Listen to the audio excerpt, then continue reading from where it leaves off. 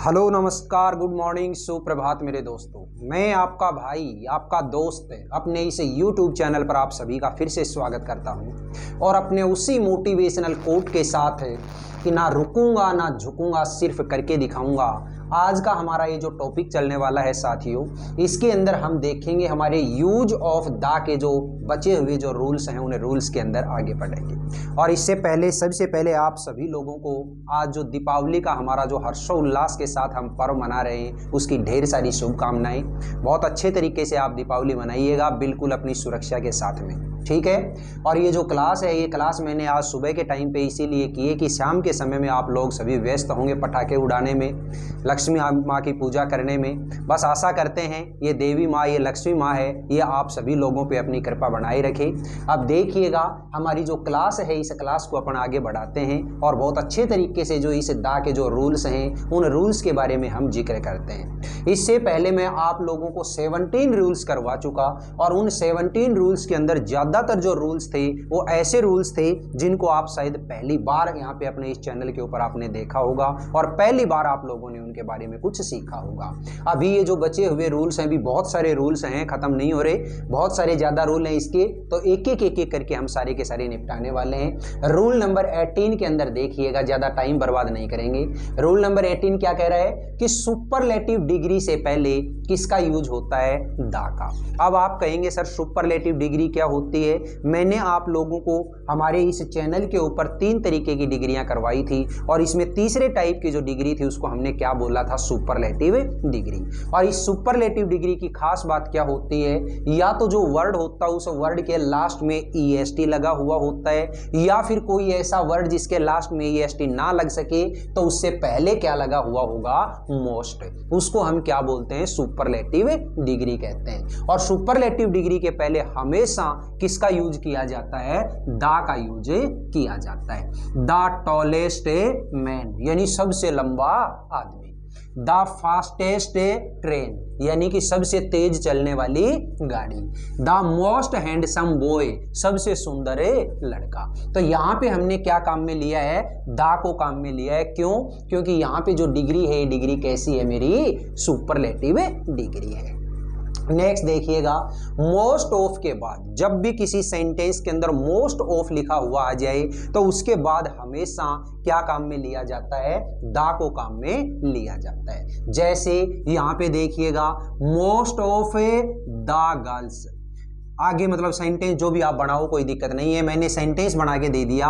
Most of the girls are attractive, ज्यादातर जो लड़कियां होती हैं वो सुंदर होती हैं, खूबसूरत होती हैं। Most of the students are laborious, ज्यादातर जो विद्यार्थी होते हैं वो परिश्रमी होते हैं, ठीक है। तो यहाँ पे आपने क्या देखा कि मोस्ट ऑफ के बाद में हमेशा किसका यूज किया जाता है? दा का यूज किया जाता है।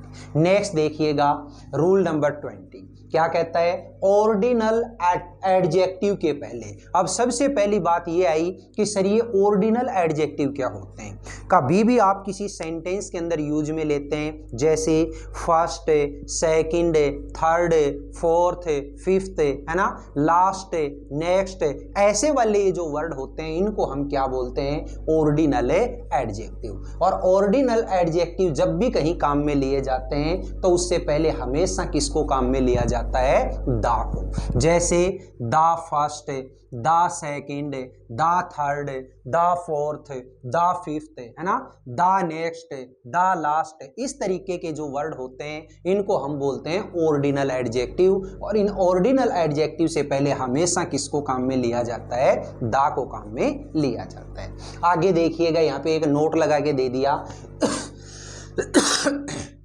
कि रोमन फिगर्स के पहले दा नहीं लगता है। अब रोमन फिगर्स क्या होते हैं? रोमन फिगर्स के मतलब अंदर मतलब क्या होते हैं? जैसे आप कई बार गिनती लिखते हो ना, ये वाली, ये, ठीक है, ये वाली जो चीज होती है ना, इसको हम क्या बोलते हैं? रोमन फिगर बोलते हैं, ठीक है। तो ये जो रोमन फिगर के अंदर हमेशा जब भी कोई गिनती लिखी जाती है, कोई काउंटिंग होती है, तो उससे पहले कभी भी दा नहीं आता। जैसे आप लोगों ने यहाँ पे ये लिख दिया किंग जॉर्ज द फिफ्थ, है ना, ऐसा नहीं लिखेंगे। यहाँ पे ये जो दा है, ये दा क्या है, गलत है। इसको हमें क्या लिखना चाहिए, इसको लिखना चाहिए किंग जॉर्ज फिफ्थ।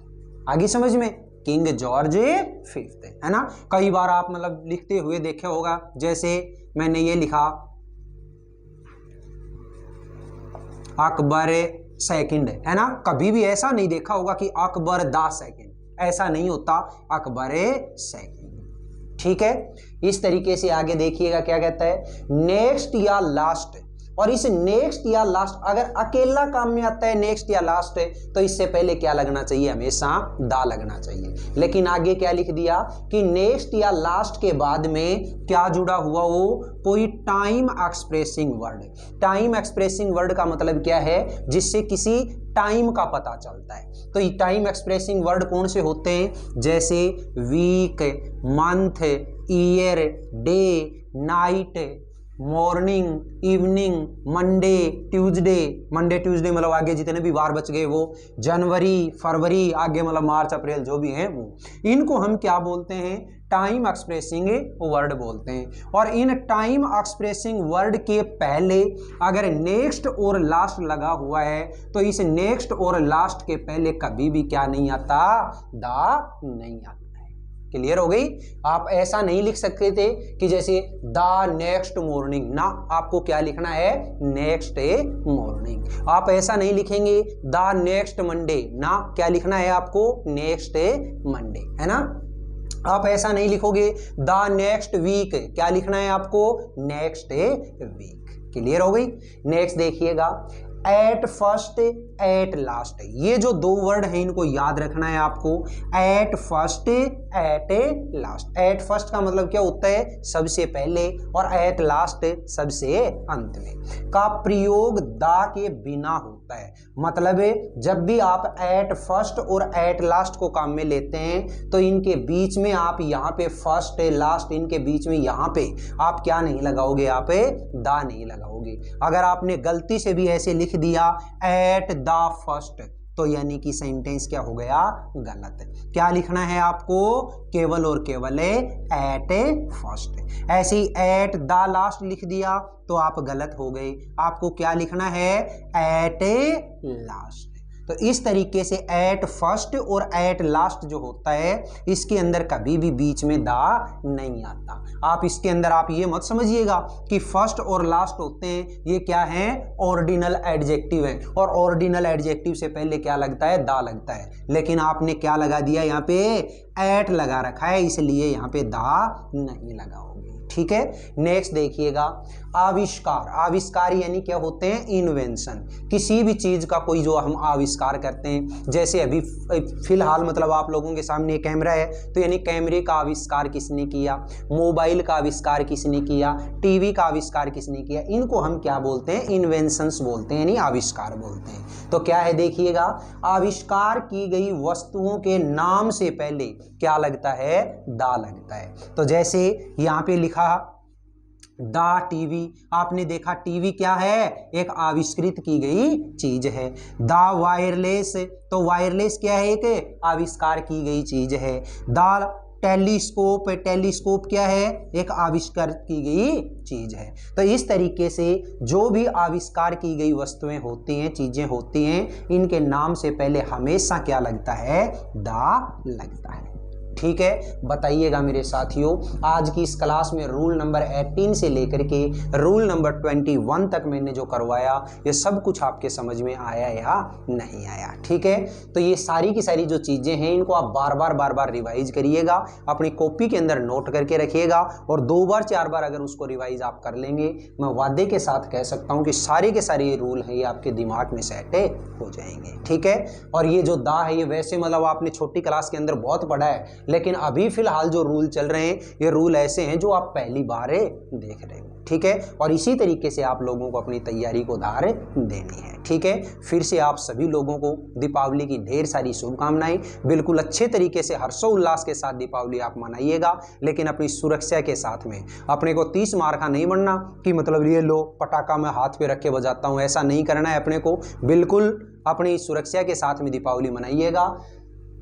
माँ लक्ष्मी जो है वो आपके साथ में है, अपनी कृपा आपके ऊपर हमेशा बनाए रखेगी। अपनी मेहनत के साथ में आगे बढ़ते रहिएगा, बहुत अच्छे तरीके से, बिल्कुल बढ़िया तरीके से त्यौहार मनाइएगा। ठीक है, तो बताइएगा ये जो क्लास है, ये क्लास आपको कैसी लगी। अगर ये क्लास आपको बहुत अच्छी लगी है तो इस क्लास को आप ज़्यादा से ज़्यादा लाइक करिएगा, शेयर करिएगा, कमेंट बॉक्स में कमेंट करके ज़रूर बताइएगा। और अपने इस चैनल को आपने अभी तक सब्सक्राइब नहीं किया तो प्लीज़ इसे सब्सक्राइब करके पास वाले बेल आइकन को जरूर प्रेस करिएगा। फिर मिलेंगे अपन अगले वीडियो में, तब तक के लिए आप हंसते रहिए, मुस्कुराते रहिए और बहुत शानदार तरीके से अपनी इन क्लासेज का आनंद लेते रहिए। All the best, see you again next time.